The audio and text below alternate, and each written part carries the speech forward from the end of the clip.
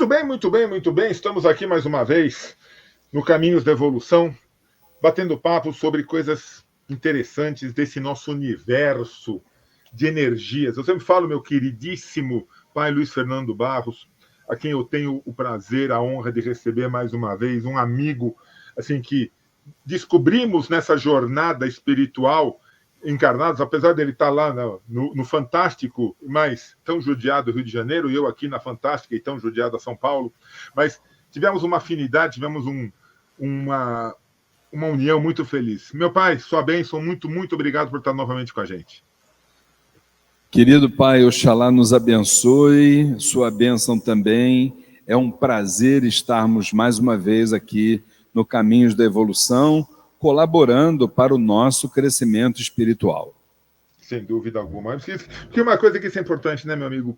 Cada vez que a gente consegue bater papo, tenha certeza, não somente aqueles que estão e irão nos ouvir, mas eu tenho plena certeza que a própria espiritualidade já junta uma série de irmãos que precisam ouvir o que será dito, porque eles sabem o que será dito. Então, a nossa responsabilidade é ainda maior de orientar aqueles que precisam entender o assunto que vamos falar. E eu lhe chamei, meu amigo, para bater um papo sobre um assunto bastante delicado, um assunto que já tem algum tempo que eu estou querendo conversar, mas que dificilmente alguém topa conversar, e eu sabia que o amigo iria entender, que seria a questão da morte e do luto na nossa Umbanda. As pessoas às vezes nos taxam de frios. Ah, vocês são muito frios, vocês acreditam nessa coisa da vida depois da morte, sei lá, então vocês não têm o sentimento. Muito pelo contrário, né, pai? Eu acho que justamente por entender que a nossa jornada não termina quando bate o sininho e pai Omulu corta o fio e a gente parte para a pátria espiritual, aquilo é simplesmente uma passagem, por isso que a gente até sente mais, né? Meu pai, eu vou pedir um agô para o senhor, porque o senhor mencionou o nome do orixá Omulu, e o senhor sabe que o acaso não existe, não é verdade? Uhum.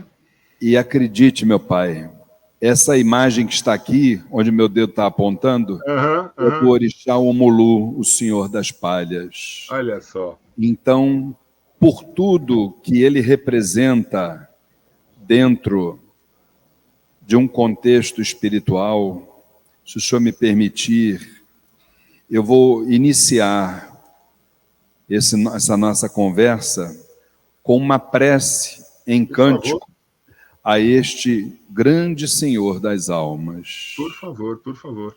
Ajuberô Zapatá, Obaluaê, meu Senhor, Atotô seu Omulu, Atotô Baluaê. Quem é que vibra na calunga? Quem é que vibra no mar? É o velho da transformação, da vida, da morte, da reencarnação. Com seu cajado ele vem nos proteger, com sua luz nos tirar da escuridão, trazendo a cura, aliviando o sofrimento. É o velho da calunga, quem escuta meus lamentos. É a Totô, o meu pai Omulu chegou. É a Totô, o meu pai Omulu chegou. É a Totô, é a Totô, é a Totô, é a Totô Baluaê, Saravá seu Omulu. Obrigado, meu pai. Obrigado. Coisa mais linda, coisa mais linda. É um orixá que talvez seja um dos orixás menos, não digo conhecidos, mas compreendidos, né? Da nossa Umbanda. É muito. Valeria uma conversa de um dia inteiro sobre nosso queridíssimo pai Omulu. Perfeito. Eu vou começar pela questão que o senhor levantou antes e que eu interrompi para cantar essa música sagrada, mas eu acho que muito pelo contrário, nós não somos insensíveis à dor do próximo. Muito pelo contrário, muito pelo contrário. O que acontece é que nossos amigos espirituais, junto com o nosso ativismo, com as nossas iniciativas de estudar, nós, nesse momento, não somos melhores nem piores do que ninguém, mas nós temos um diferencial, que é o entendimento da questão que envolve o desenlace espiritual. Então, nesse momento, nós temos condições psicológicas, mentais, orgânicas, né? O nosso sistema nervoso, nós temos condições de, nessa hora, acolhermos, abraçarmos, né? Dialogarmos com as pessoas que muitas vezes não conhecem, não sabem a importância desse momento do desenlace, a importância e a necessidade desse momento, né? Sim, perfeito, então, perfeito. Isso precisa ficar muito claro, não somos insensíveis. Agora, com relação ao orixá Omolu, que o senhor também mencionou, eu sou muito suspeito, meu pai, de falar de Omolu, porque, embora não seja seu filho, vamos assim dizer, na acepção da palavra... Sim, apesar de termos todos, né? Todos os orixás. Exatamente. Temos todos os orixás. Somos filhos de todos os orixás. Mas Omolu eu tenho por ele um carinho todo especial, principalmente por ser a vibração originária do Exu que trabalha na minha coroa de frente, que é seu tranca-rua das almas, e é indiscutivelmente onde eu mais vibro em Omolu, né? Então, eu sou muito suspeito para falar dele. Amo o Omolu, amo. Não vejo como essa questão que o senhor levantou com muita propriedade, de que as pessoas não compreendem a grandeza de Omolu. Da terra viemos, para a terra voltaremos, entendeu? O orixá da saúde, da transformação. Então, eu realmente até me emociono muito quando falo de Omolu. Não, mas perfeito. As pessoas, eu sempre digo muito aqui, às vezes as pessoas, quando estão adoentadas, a gente fala assim, vamos pedir para o Omolu. Eu falo, você quer que a pessoa desencarne? Eu falei, não, estou pedindo para que o Omolu cesse, corte esse estado doentio que a pessoa está, para que a gente possa iniciar um processo de recuperação. Se não houver a paralisação da doença, a paralisação do que está errado, enfim, isso é na nossa vida. Assim, você não consegue começar alguma coisa nova. É aquela famosa parábola, né, da pessoa ter um copo com metade de água e água suja, e a pessoa pondo água limpa, e não, claro que não vai limpar, você precisa esvaziar o copo. E o que o Omolu faz conosco é isso, ele corta, ele cessa o estado de doença, o estado de paralisia, o estado da negatividade, para que nós possamos iniciar um novo processo. E esse, na verdade, não deixa de ser o sistema de vida, morte e de reencarnação. Essa vida pela qual nós estamos passando, essa experiência encarnatória, um dia vai cessar. E quando ela cessar, nós vamos reiniciar, voltar ao nosso plano originário. E aí sim, a gente vai continuar a nossa evolução, aprendendo o que viemos aqui, tendo aprendido ou não. Isso é muito... As pessoas precisam compreender. Meu pai, a morte na visão da Umbanda. Como que a Umbanda encara o advento da morte, do desenlace, do desencarne, da passagem? Como cada um tem um nome para falar isso, mas não deixa de ser a nossa boa e velha morte. Então, meu pai, primeiro fazendo aquela ressalva que o senhor sabe que é importante, né? Claro. Dentro da relação intra-religiosa que nos pauta, nós não temos a pretensão de falar pela Umbanda, mas pela Umbanda praticada dentro do Templo Estrela do Oriente, né? Ao qual eu respeito e tenho uma admiração tremenda. Gratidão, meu pai, gratidão. Então é assim, meu pai, o desencarne é a única certeza que nós temos nessa vida. Eu gosto sempre de fazer uma analogia entre um trem que tem o seu ponto de partida a partir do momento que o espermatozoide fecundou o óvulo. A partir dali já existe a vida. Então ali o trem está dando a partida da estação de origem. A próxima estação que ele vai parar, se tudo correr como se espera, é dali a 9 meses. Aí ele vai parar na primeira estação depois da origem. Depois disso, normalmente o ser humano ele atravessa ciclos. Esses ciclos eles se iniciam, como eu acabei de dizer, no momento que o espermatozoide fecunda o óvulo. A partir dali, todas as percepções pretéritas, ou seja, de outras vidas, começam a retornar para o arquivo mental, aqui na glândula pineal. Esses arquivos continuam sendo extraídos do mundo espiritual, mesmo depois do nascimento do ser humano. E vamos dizer assim, essa fase de absorção dos arquivos, ela se finda aos 7 anos de idade. Repare, por exemplo, que a criança, ela quando nasce, ela tem a sua moleirinha bem maleável. E essa moleira, ela vai se enrijecendo, vai se tornando mais rígida, e o processo termina aos 7 anos de idade, que é exatamente o momento que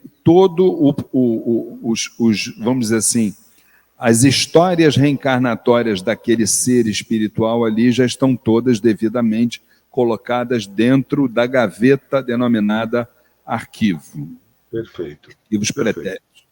A partir dali, meu pai, eu diria que a cada 7 anos, o ser humano ele vai, obviamente, mudando o seu ciclo, a sua fase, da infância para a adolescência, da adolescência para a juventude, da juventude o ser adulto, né? Do ser adulto ele já passa para uma idade mais avançada, até chegar à velhice, e então chega o momento que ele, obviamente, cumpre a única certeza, que é exatamente o desenlace.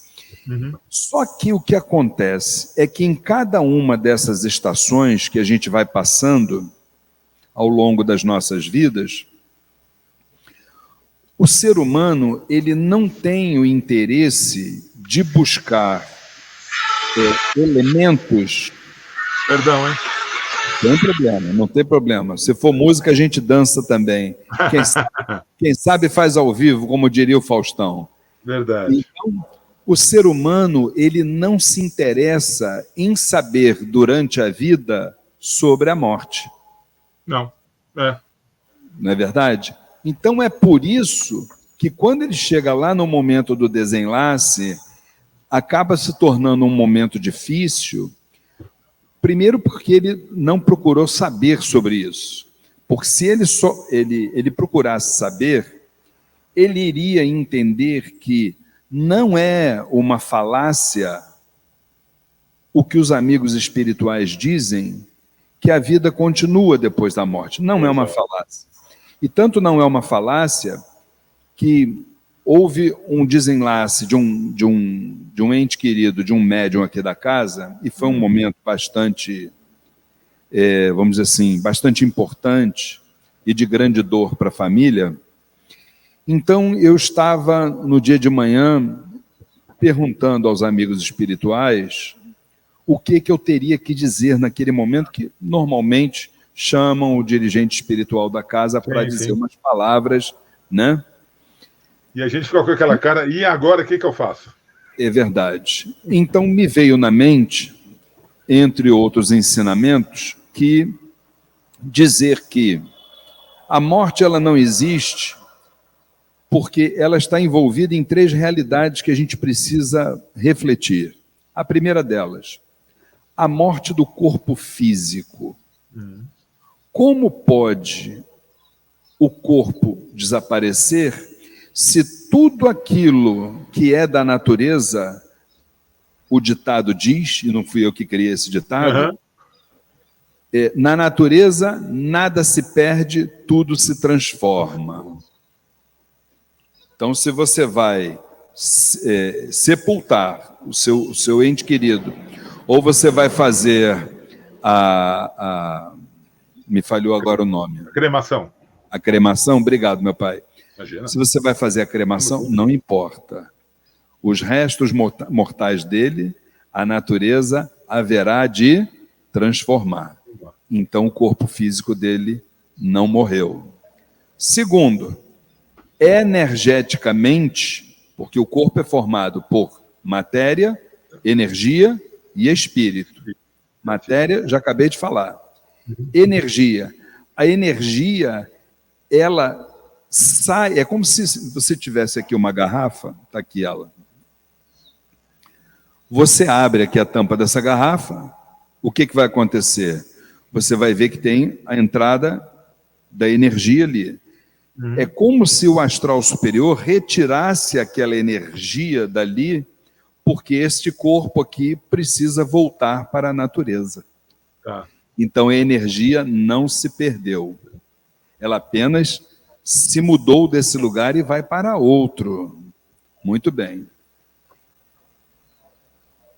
Essa energia, ela precisaria, como precisa, de um espírito para que ela possa continuar seguindo o caminho dela, porque o espírito ele é imortal, ele Exato. vem de outras vidas.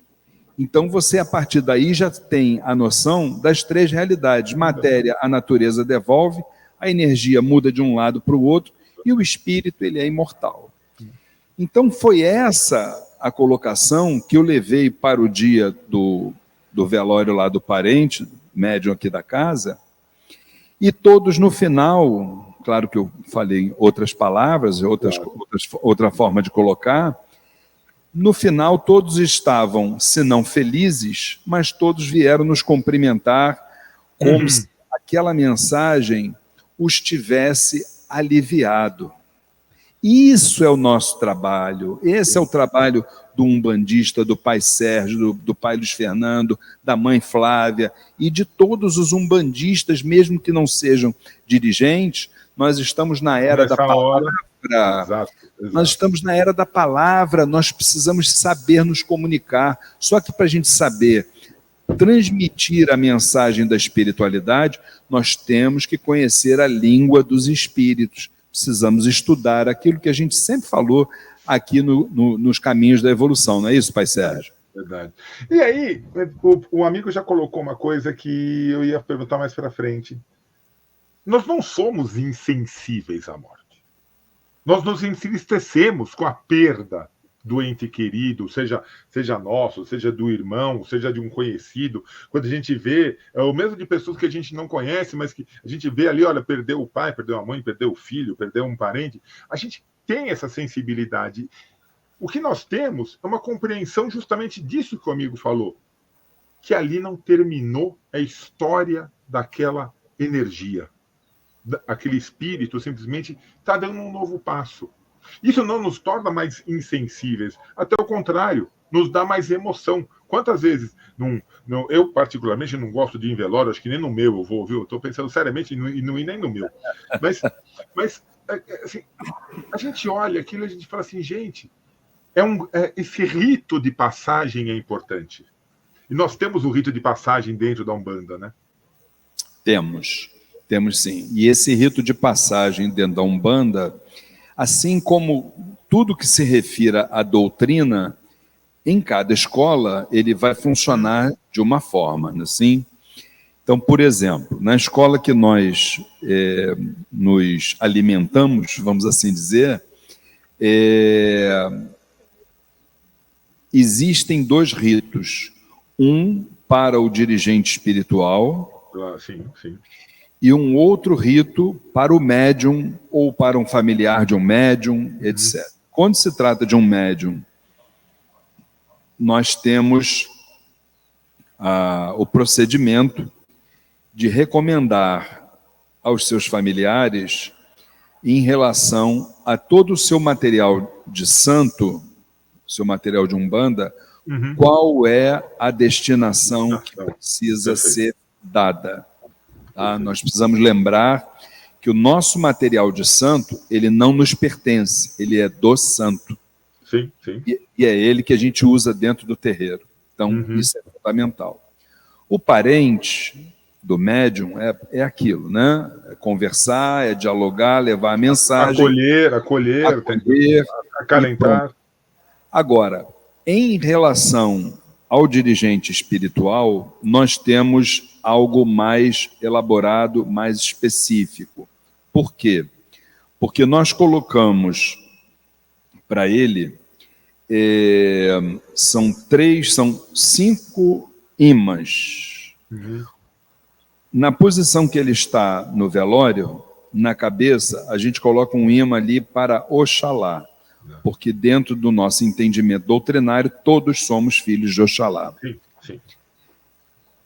Nas laterais, próximo aqui ao ombro, o pai de coroa e a mãe de coroa desse que está desencarnando, ou que desencarnou. E nos pés, lá na parte de baixo, nós temos 2 ímãs, um para Omulu, outro para Nanã, que são, naturalmente, os orixás especialistas desse momento. Né?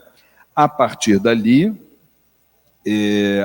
a guia do pai espiritual, ela sofre um pequeno corte e vai com ele dentro da urna, entendeu?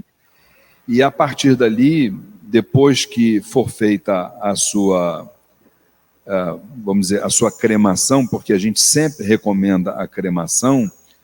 Seria minha próxima pergunta. Se a Umbanda tem algo contra a cremação? Muito pelo contrário, né? Não, muito pelo contrário.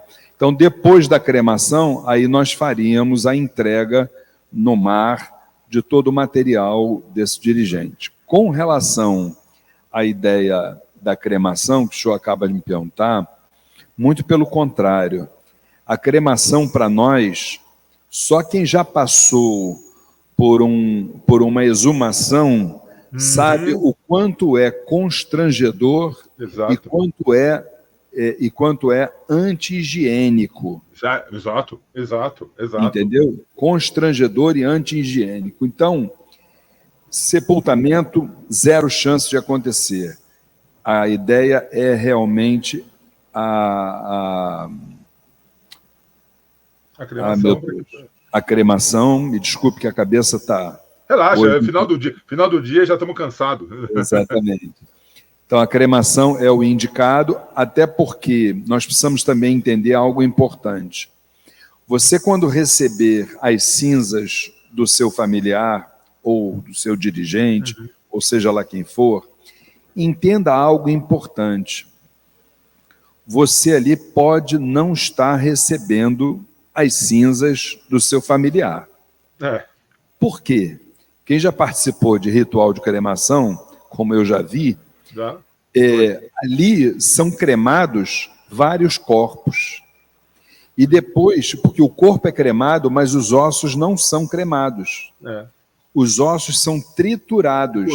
Posteriormente triturados. E posteriormente são entregues, então, para a família. Então, ninguém garante que aquelas cinzas ali sejam do familiar. Mas elas poderiam simbolizar as cinzas do familiar. Vamos deixar por aí o negócio. E ali você vai colocar as cinzas, porque a mente é o todo, não é verdade?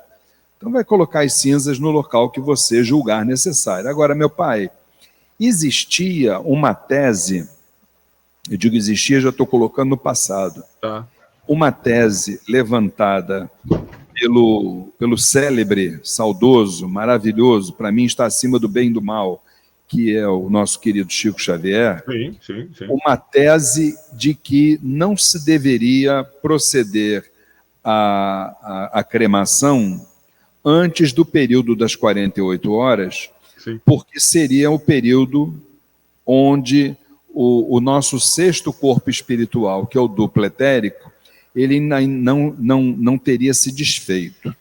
Uhum. Isso eu tinha como uma verdade, até que eu li por 2 vezes, inclusive, fiz 2 palestras, cada leitura eu fiz uma palestra, da obra Exu, o Grande Arcano, Uhum. do nosso saudoso Rivas Neto. Então, essa obra ela foi ditada pelo Exu Senhor, que depois eu vim saber que era a falange do Exu das 7 Encruzilhadas. Sobre o assunto cremação, ele nos disse que, e depois eu confirmei isso com seu Tranca-Rua das Almas, ele nos disse que as falanges dos Exus das almas, entre muitas atribuições, entre as suas atribuições, elas têm a sublime missão dada pelo astral superior de tomar conta dessa contraparte etérica em cima de túmulos, sepulturas, daqueles corpos que estão ali sepultados, para que espíritos ociosos não se valham dessa contraparte etérica. Exatamente. Por que eles se valem dessa contraparte etérica? Isso é importante a gente falar, meu pai. Você tem uma hipótese, né? Um espírito que desencarnou com uma questão ligada à dependência química, né? Alcoolismo. O espírito vai para o plano espiritual, ele não tem como absorver o alcoolismo lá no plano espiritual, isso não existe. Então, o que ele precisa? Ele precisa se ligar energeticamente a algum ser encarnado ou recém-desencarnado e que tenha ou teve problemas com o alcoolismo, para que ele possa, a partir daí, sugar a sua contraparte etérica.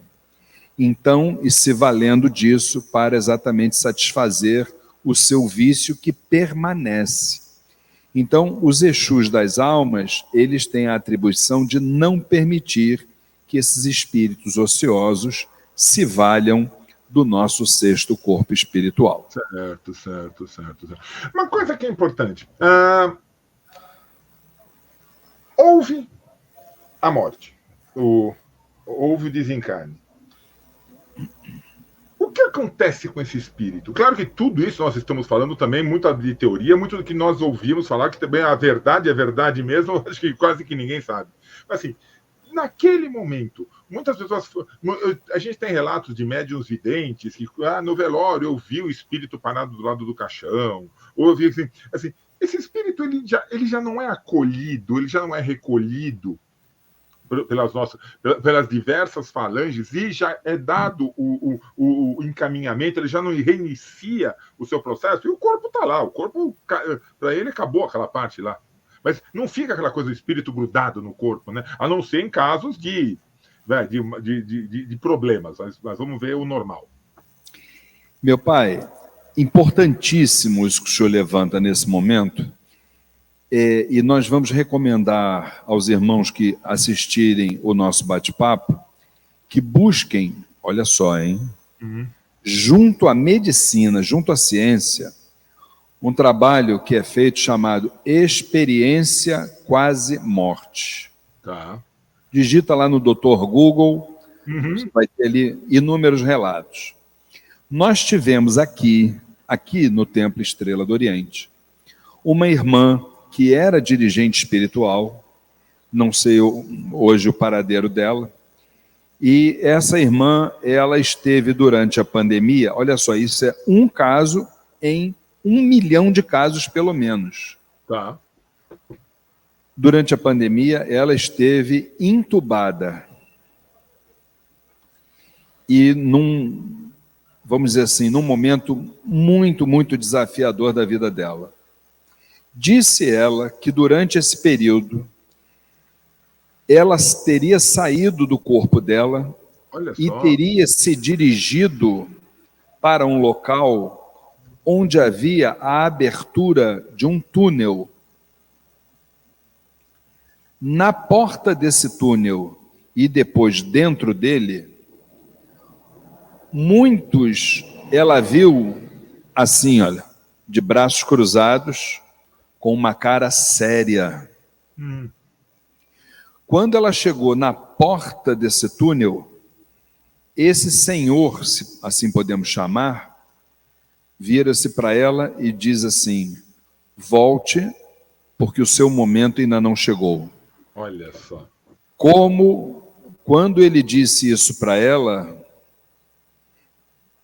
imediatamente, num estalar de dedos, ela se viu novamente no corpo dela no hospital. Isso é um relato, repito, entre 1 milhão nessa época da pandemia. Meu pai, os amigos espirituais nos dizem exatamente o que ela relatou. Esse túnel espiritual, ele é representado, não é que ele esteja fisicamente lá, ele é representado pelos cruzeiros das almas nos cemitérios, que são os grandes portais espirituais, representam, simbolizam. E ali, a partir dos Exus das almas, a partir de Nanã, que é a grande senhora que está ali coordenando esse trabalho ainda neste plano, todas as falanges de Umbanda, travestidas de falanges de Umbanda, eu preciso dizer isso, travestidas de falanges de Umbanda. Por quê?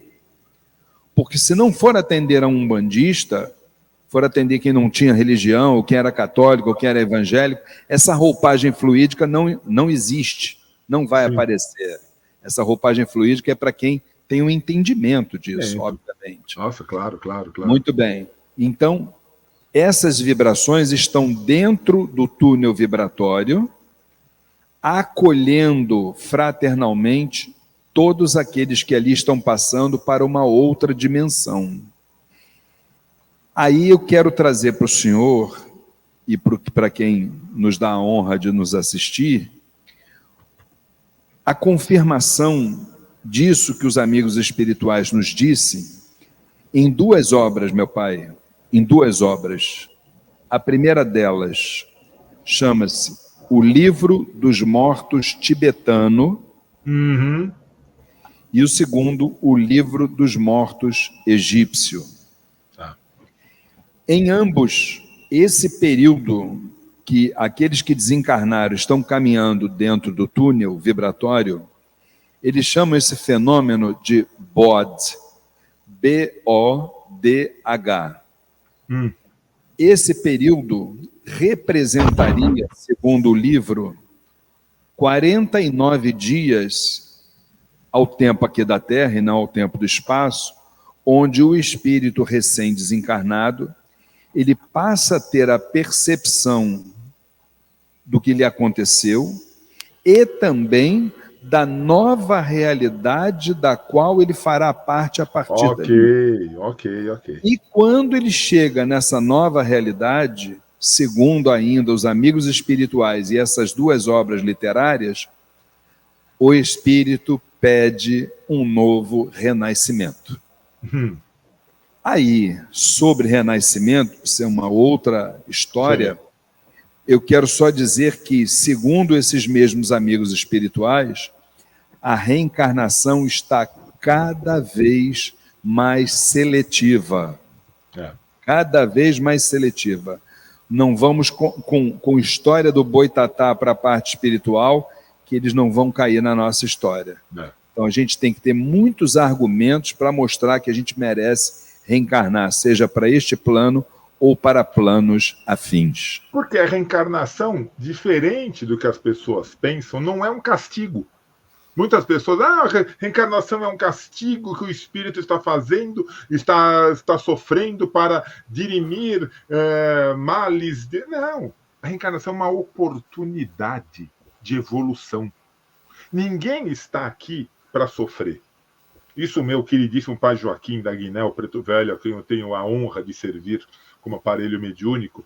Salve ele. Fala, vocês não estão aqui para sofrer. Vocês estão aqui para aprender. Essa aqui é uma oportunidade que, como o amigo falou, poucos têm e cada vez menos estão tendo de dar um passo na sua evolução. Porque se vocês viessem para cá simplesmente para sofrer, para pagar alguma coisa, que valor que tinha? Isso aqui tem que ter muito valor cada dia que vocês respiram nessa terra. Tem que ter valor, vocês têm que agradecer cada manhã que vocês abrem os olhos. Porque hoje eu vou aprender uma coisa nova. E se não aprendeu nada, você viveu, que é o que interessa. Quantos e quantos espíritos devem estar de joelhos, implorando por uma oportunidade de reencarnação? Mas, para muitos, não adianta mais. A reencarnação, para esses, já não é uma escolha. Para esses, já vão, fica aqui no canto esperando o passo evolutivo, o próximo passo, que essa reencarnação nesse planeta, para vocês, já não adianta mais. É bem por aí, meu pai. É bem por aí. E eu diria que, primeira coisa, né, que a justiça divina, ela nunca foi punitiva. Sim. Muito pelo contrário. Ela é regeneradora. Ela promove a nossa regeneração, a nossa transformação, exatamente da forma como o senhor muito bem colocou. Ou seja, é como se estivéssemos, e estamos naturalmente, estivéssemos numa faculdade, num colégio, até porque este aqui é um planeta escola, não é verdade? E aí não fôssemos aprovados nas provas, né? E quem de nós não tem provas, né? Não fôssemos aprovados nas provas, então a direção da faculdade disse: olha, você tem direito a estudar novamente e fazer novamente essas provas. E não podemos esquecer que nós vamos refazer essas provas quantas vezes forem necessárias até nós entendermos.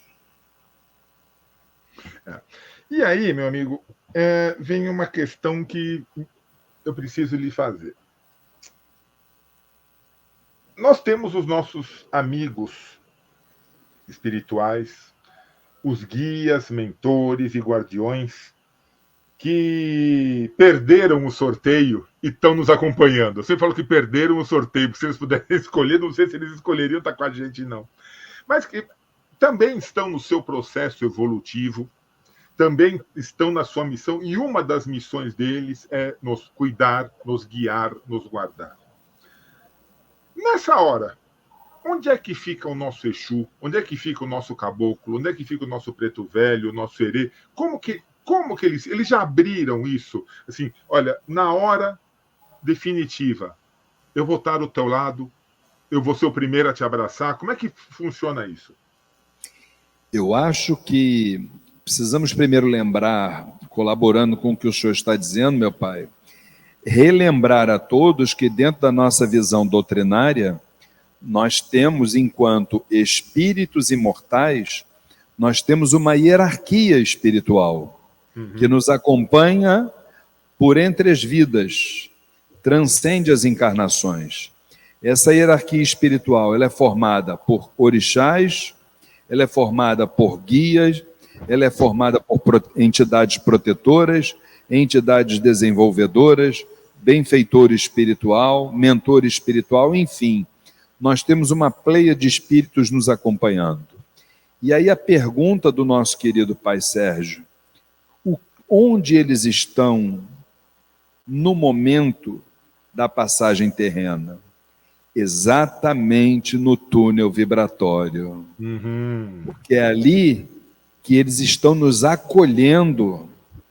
Eles estão, muitas vezes, porque nós ainda nos consideramos religiosos, espiritualistas, mas nós sabemos que existem muitos seres humanos excessivamente materialistas e que mesmo eles são filhos de Deus também. Claro.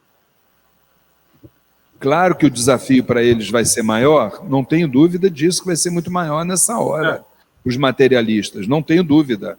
até para se desapegar da matéria, vai ser difícil. E eu tive o caso desse na família, inclusive. Entendeu?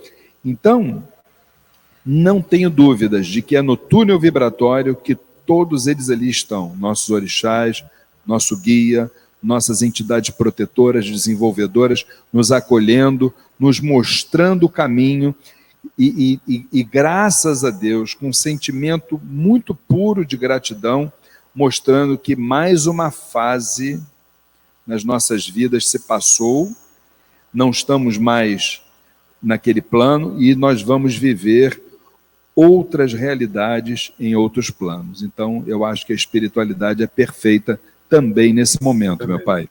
E aí vem aquela coisa que é impossível para nós que vivemos a espiritualidade no dia a dia, que vivemos a Umbanda no dia a dia. A gente não, pelo menos nós, eu falo de nós, porque eu sei do amigo, nós não somos umbandistas de terreiro. Nós somos umbandistas de vida.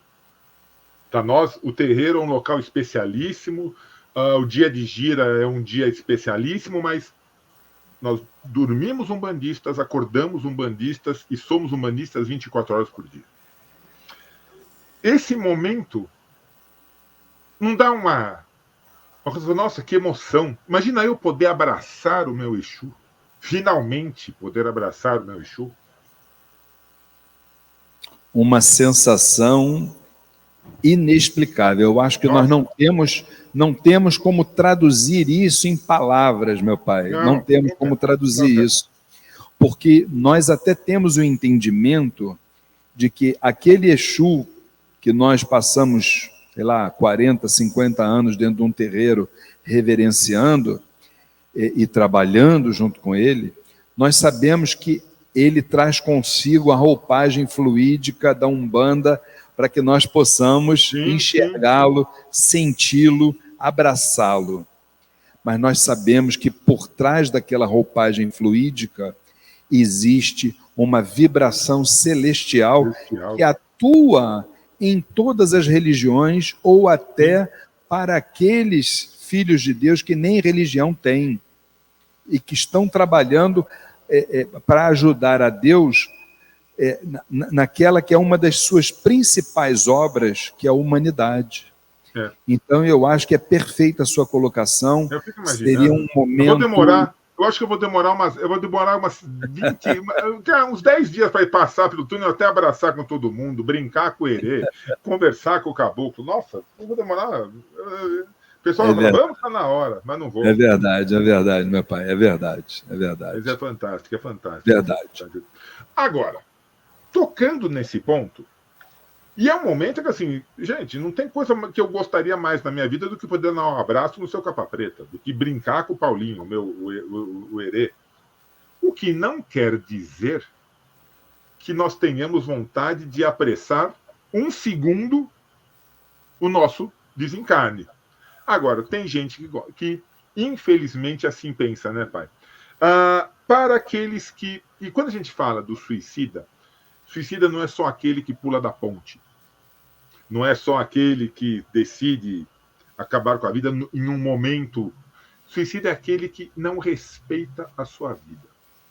Eu lembro de uma fala do pai Rubens Saraceni, que o motivo da morte foi um câncer de garganta, por ele ser um extremo fumante, e ele falava: eu sei que eu sou um suicida.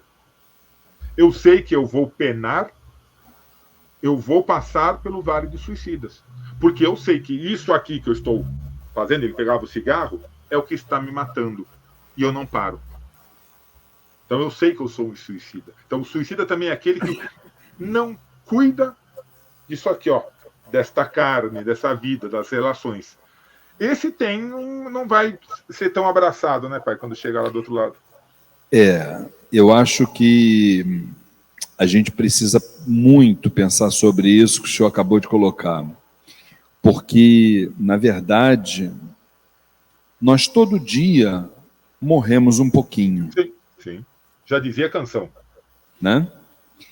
Eu, inclusive, sempre de manhã cedo, quando eu dou bom dia para as minhas redes sociais de WhatsApp, eu sempre coloco assim: peço a bênção aos mais novos, abençoa os mais velhos e agradeço ao astral superior por mais um dia de vida no espírito e menos um dia de vida na carne. Esse é o meu bom dia há muito tempo. Só que nós realmente nós vamos abreviando a nossa passagem terrena a partir do momento que nós vamos nos matando um pouquinho cada dia. A partir do momento que a gente come o que a gente não deveria comer, bebe o que a gente não deveria beber e utiliza as substâncias que a gente não deveria utilizar, como essa que você, meu pai, acabou de citar. Então, de uma certa forma, todos nós temos um pouquinho de suicidas. Sim. Agora, existem aqueles que, além de todas essas realidades que nós acabamos de colocar, existem aqueles que abreviam muito a sua vida. As razões são as mais diversas. Agora, precisamos entender também, meu pai, que nós estamos passando por um momento muito desafiador, que é o momento dos transtornos mentais. Ok, perfeitamente. Começa com ansiedade, depois vai para pânico, depois primeiro vai para ansiedade, depressão, pânico, e depois é um pulo para o suicídio. A gente sabe como isso começa, só não sabe como isso termina.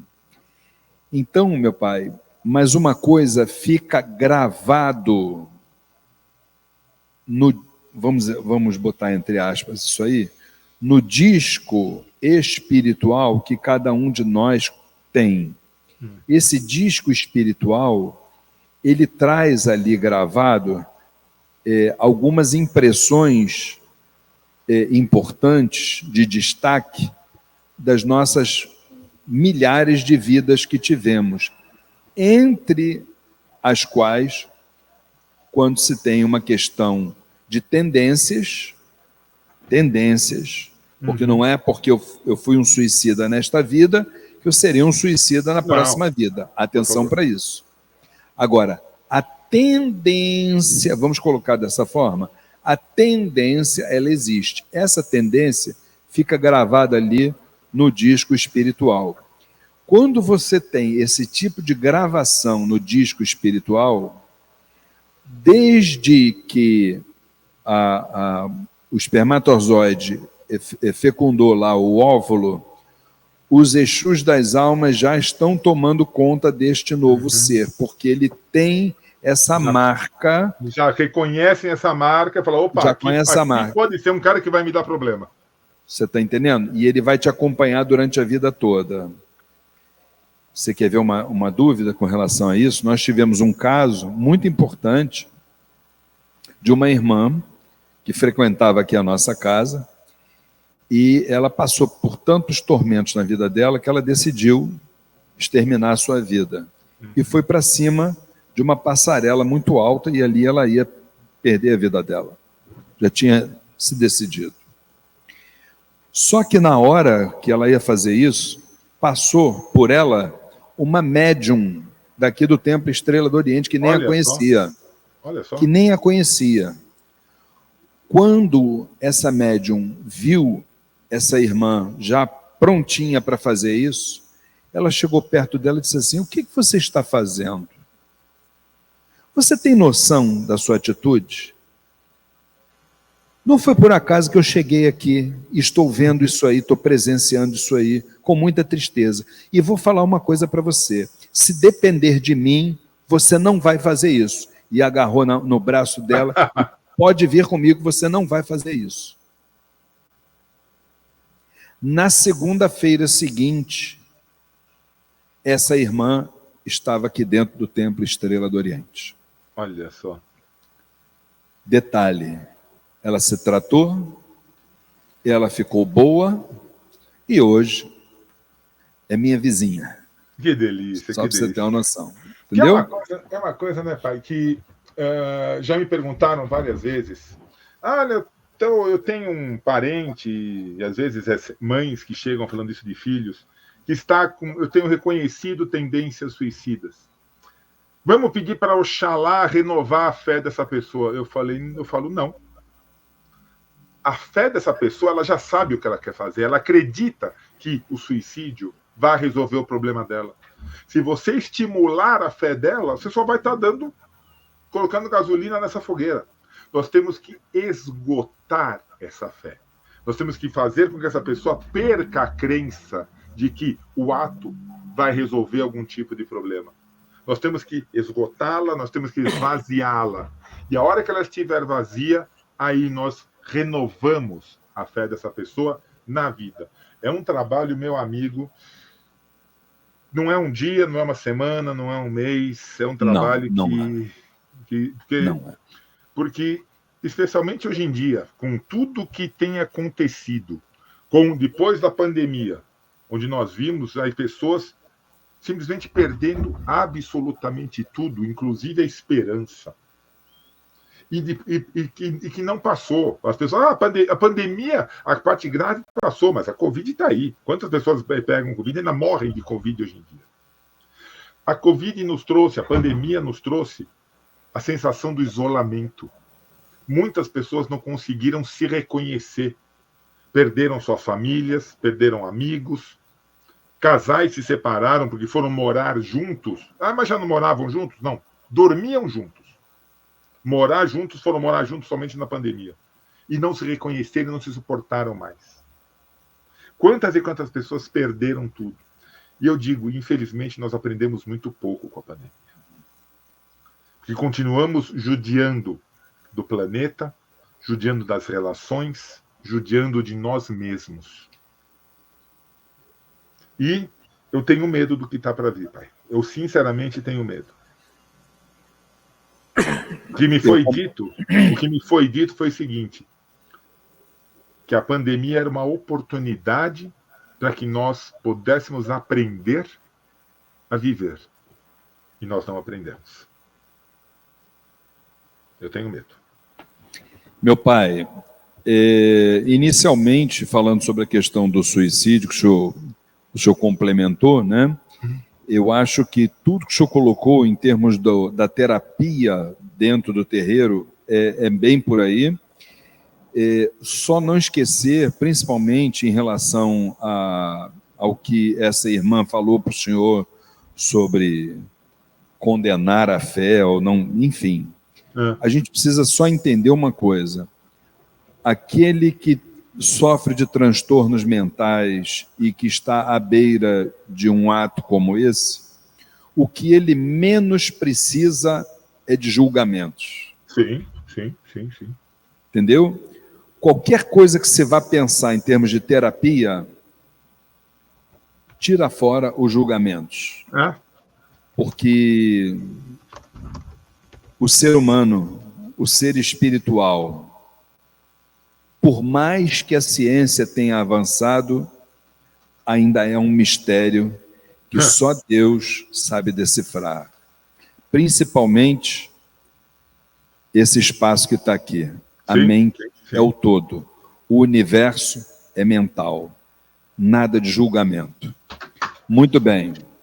Meu pai, com relação a esse momento que nós vivemos, eu compartilho desse sentimento que o senhor está tendo. Também é muito preocupante, extremamente preocupante o momento que nós estamos vivendo. Porém, meu pai, eu até acho que há uma semana ou duas eu falei sobre isso no programa Umbanda em Debate, que a gente leva ao ar todas as segundas-feiras, às 7 horas da noite, aqui no Templo Estrela do Oriente. Eu disse algo que não foi a primeira vez que falei isso.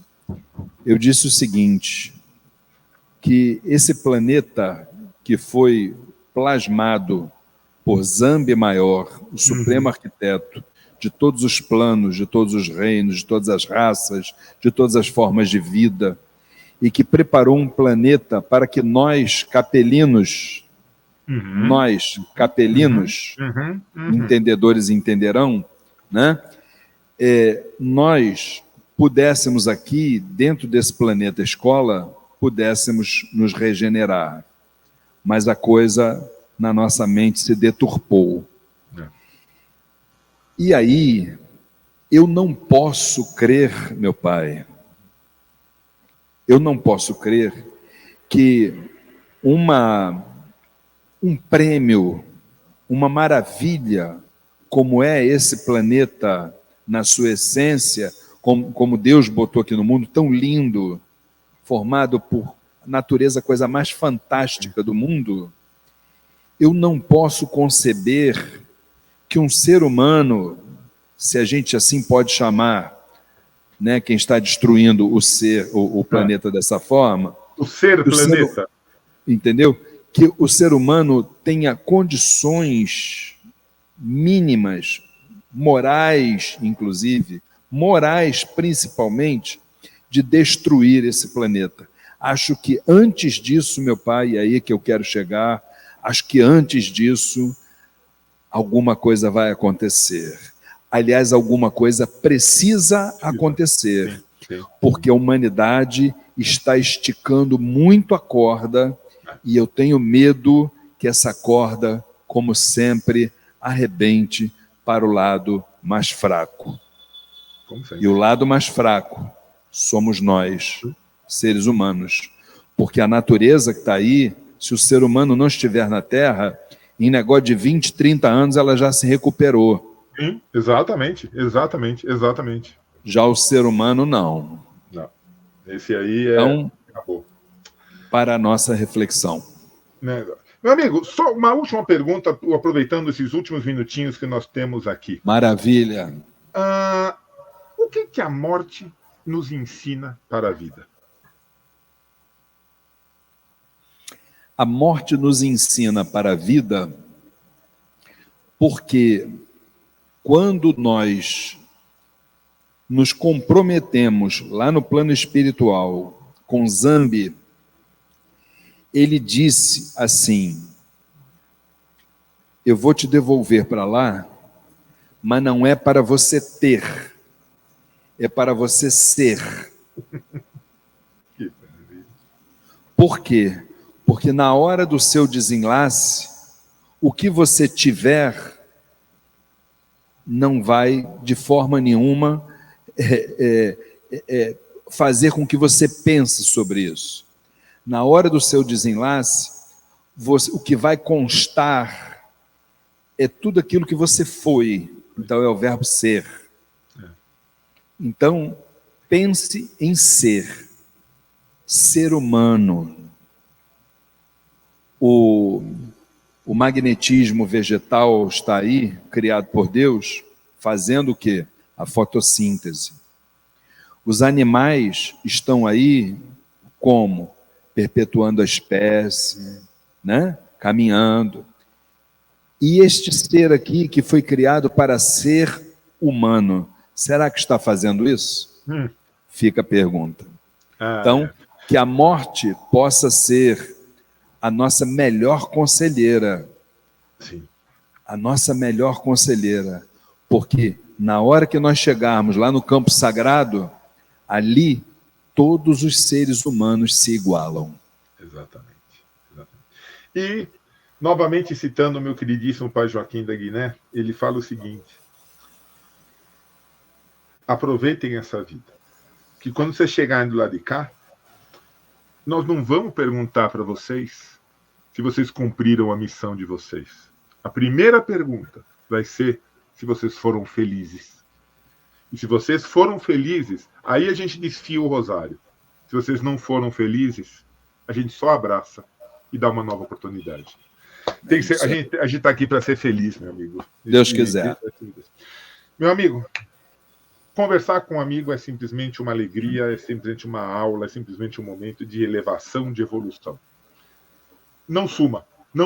Vamos tentar marcar com mais frequência. Eu sei das suas atividades, eu sei de o quanto o dia a dia é corrido, mas temos que... A nossa missão, como nós já sabemos, desde lá da Rádio Mirua, é estar aqui passando o que a gente sabe e conversando.